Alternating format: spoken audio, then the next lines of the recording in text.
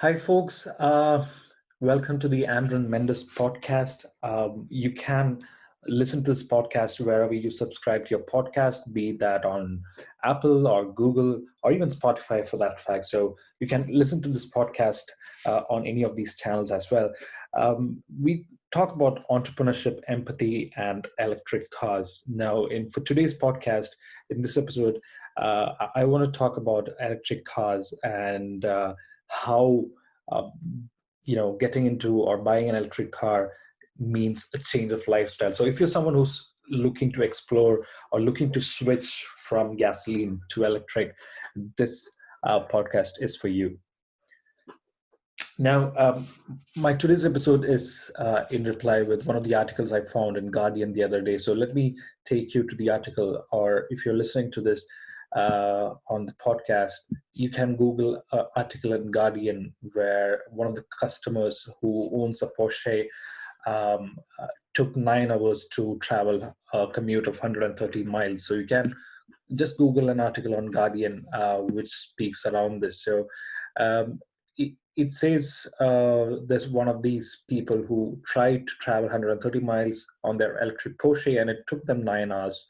Now, a full disclosure: when they started their journey, they had was 45 miles left in their car, and they were thinking, it's just 130 miles. They could find an electric charge point.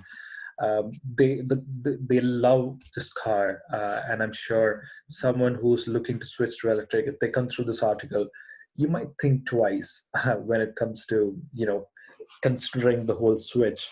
Now, this is for a customer who is in the UK, and they basically, if you look at the article, basically it says that the infrastructure within the UK is not ready, and there needs to be a lot more work. Now, for me, I can only talk in an Irish perspective, and yes, of course, the electric charging points could do a lot more work.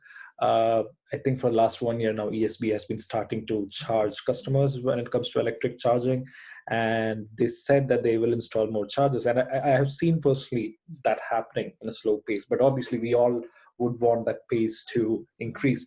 Now, coming back to this particular topic, now 130 miles, 9 hours. Yeah. Now let me share my own journey, which I've made on a similar note.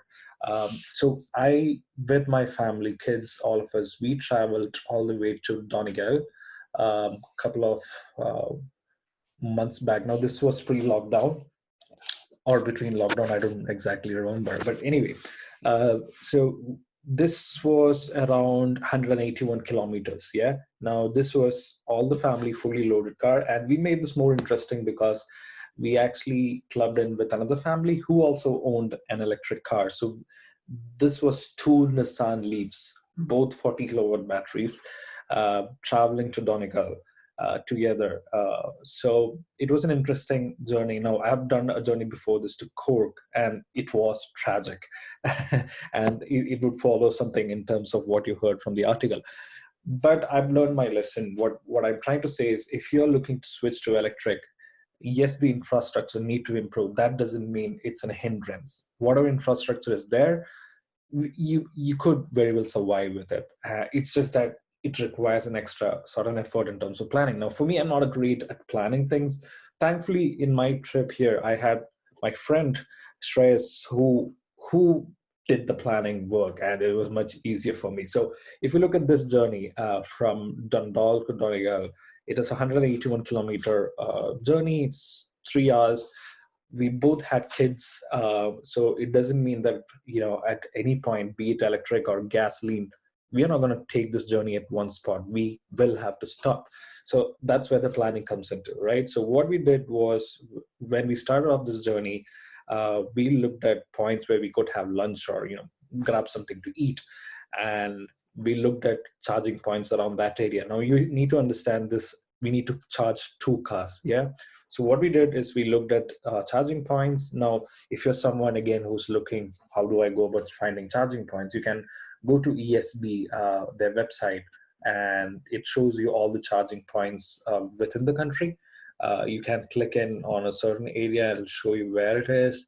And if you click on those, it'll show you, is it available, is it not? And this is something you can access from your mobile app. They also have a mobile app which lets you to do that. So it's a very easy process, if you want to do that. So for our journey, what we picked up this area. So we looked at areas where we can have lunch. So obviously with, 3 kids, family, 2 families, having lunch is going to be a 1.5 hour affair anyway. So in that area, we couldn't find a fast charger. We only could find a slow charger. But I think by that point, both our cars have probably juiced out 70% of their charge when we started off, right? So to go to the next half, we needed a substantial charge. So what we did is we went into the ESP charging station. Both our cars took 45 minutes each. Yeah, so we only had one charging point. If I remember correctly, there wasn't two. So we both took turns, and we plugged in for 45 minutes while the family and we were having lunch. So that was the only effort. So we had to come back and switch cars, but we did all this while having lunch. So yes, there was a bit of an effort and planning required, but was it really that nerve cracking? Not really, yeah. And then all the way to Donegal, once we reached there, the BNB, we found a charging point right across the BNB where we could again plug both our cars together overnight to fully charge it up. So that's all that that was. And on the way back, so let's say on the way back again, the same thing. So if I'm heading back, so we found another point. Again, this wasn't, I wouldn't say this was me planning per se. This was, we just rolling with it. So we came via Monaghan, and we stopped at the Circle K at Monaghan, which had a fast charger. So it didn't take all that time. We were there for 30 minutes. While again, the kids were sleeping, we got stuff to eat and take away while at Circle K. Have grabbed a cup of coffee. So yeah, 30, 40 minutes, and we were good to go for the rest of the journey all the way back home. So my point being, switching electric means you have to change some things in the way you travel. Now, of course, that means you can't travel a journey of 130 miles with 45 miles remaining, because if you look at this article as well, what happened was when they went to each points, they were either in use or they were not working. So obviously you can't always keep just think that it'll be there and it'll be working. You have to assume it's not, and you have to be prepared for that. So I understand there could be emergencies, but the only tricky thing of owning an electric car is your trip has to be extremely well planned. So you need to have the app which basically shows which charging points are working and which is not. So the app also is updated in a day-to-day basis in terms of telling you that this is working and this is not. So just to this was both our cars.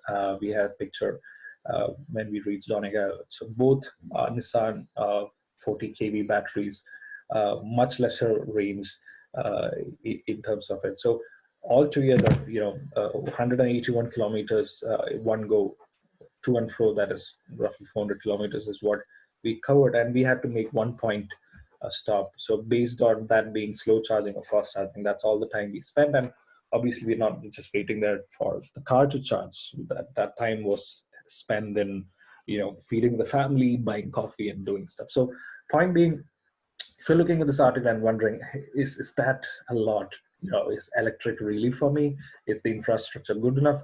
Yes, you have to do your research from wherever you are. Now, for Ireland, I could say that we are at a decent level, maybe not excellent, because I've myself come across a situation where I went to a high fast charger and there's someone else, and obviously that sort of dents the plan. Yeah, but if you, like I said, if you plan it well enough, uh, uh, it is a lifestyle change that's worth investing. And for me personally, uh, I wouldn't switch back to gasoline cars now. And it was a shift, and it's not just for you; it's also for the people who travel with you, your family. It's a switch for everyone. So yes, there's a lot to consider, but I wouldn't say that as a country, as far as the infrastructure goes, we're not ready for it.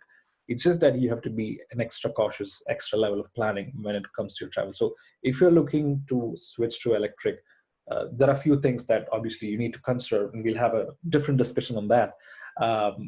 But what I want to speak about in this episode is to convey very quickly that yes, it's a good time to switch to electric. You have brands, you have amazing models coming in 2021. When I was buying a year back, we had very few options. Right now, Mazda, Hyundai, BMW, Porsches, everyone has an electric variants available, and it's an exciting time to go electric. So if you have any questions, drop them as comments or as audio notes, and I'll reply to them on follow-up podcast as well. I'll also be doing a bit more detailed version of this where I can walk through the points that you need to look into if you are trying to switch to electrical. So future is electric, folks, and thanks to listening to this podcast here. I'm your host and signing off for now. Ciao.